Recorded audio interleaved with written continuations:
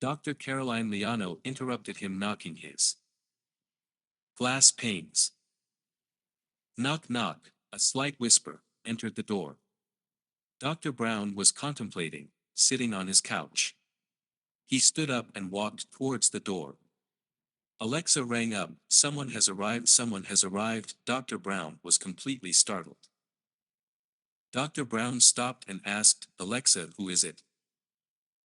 Kashi, Alexa responded without any lingering chatter. Dr. Brown straightened more. What can he be doing here? He began contemplating on the door, standing, enshrining his composure, straightening up, thinking with a question on his face. Few more silent knocks, as Dr. Brown waited for it to get more severe, like beating it up to get it open. Kashi silently knocked at the door with a long pause a couple of times. Dr. Brown stood there listening to his knock attentively. Kashi has pulled his fingers over the door like he is going to strike. Dr. Brown saw on Alexa heavy projection on his wall. The jagged low residential pictures of Kashi standing outside made Dr. Brown with a sly laugh. He opened it at last. Kashi, what are you doing here? Asked Dr. Brown. Sir, I came to see you about a proposal I submitted to my committee. Kashi replied with the intention to get inside his room, blocked by Dr. Brown. I am sorry, Kashi, I am not feeling well. I have mild symptoms, otherwise I would have been with you in office. I am taking complete rest, sighing as he loosened his shoulders, still holding firm on the blockade. Do you want a placebo? I will ask Dr. Beth to administer you a few necessary tests. Kashi genuinely felt the need for his old man. Kashi, I am fine, don't worry, I am not leaving you. Dr. Brown replied. Complete rest for 2 or 3 days will help me in this old age. Dr. Brown said sheepishly with a huff on his mouth. Is there anything I can do to help you? Drink Darjeeling chai if you have mild symptoms. Add some honey and take your medicines. Are you taking your meds? Kashi just barraged Dr. Brown with concern for his project. Wait, but I will be fine. Dr. Brown reminded him that he needed rest from work at his home. Okay, I have sent you a proposal in your email. Can you please change the draft and tailor it as per your necessary regulatory clearances for apocalypse reduction by FI21? Kashi pleaded. Where is your email? I haven't received it. Can you send me a hard copy or presentation pictures? Dr. Brown advised. It's in your inbox, just check. I will print if you want. Kashi insisted more.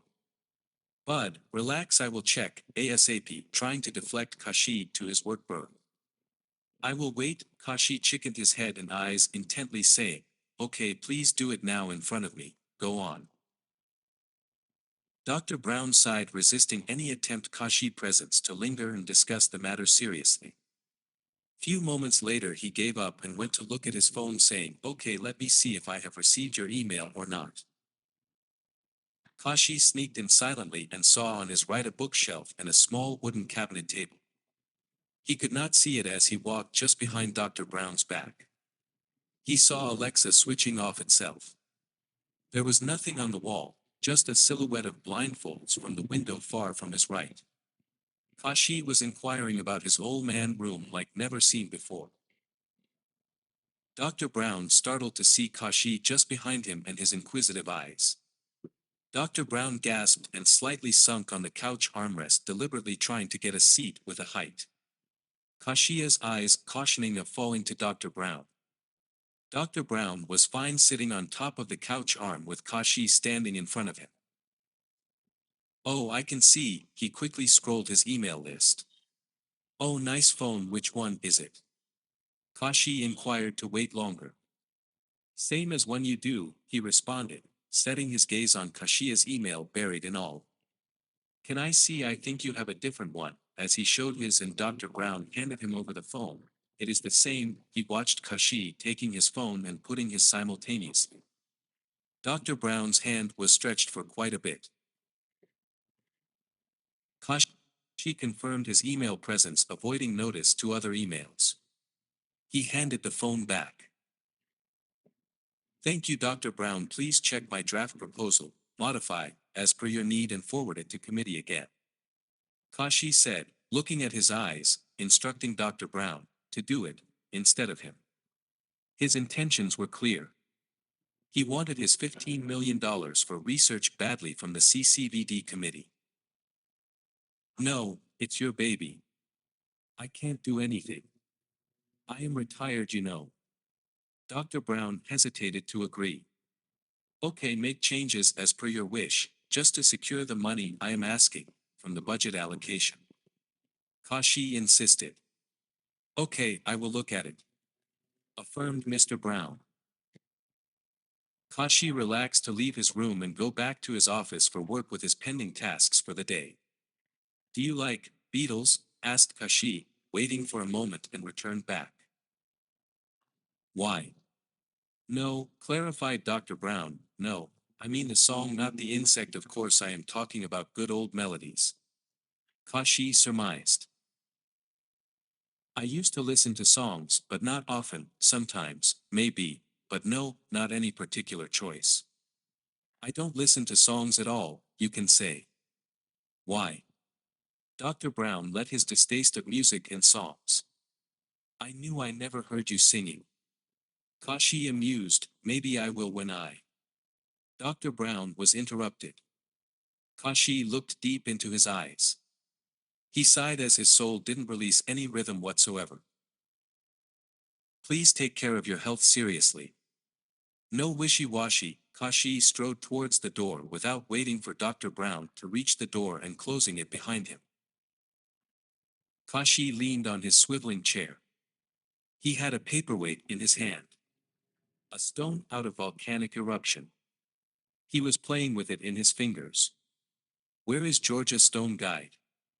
He tried to juggle his memory castle with anything he might have glimpsed earlier. He lingered with his thoughts, his vivid memory, his intricate insights before he emerged to present. I have to start working on my pet project now. She is waiting, murmuring command to focus on stone in his hand. Dr. Caroline Miano interrupted him, knocking his glass panes. She signaled, where are you going to plug this into? Come in. Come in please, he directed Caroline to enter. The conference room door was on his right. Hey, are you okay? Please don't bring stones here. Don't you dare shatter these. Cheekily blushing to take stone weight from Kashie's hand and putting back on his desk.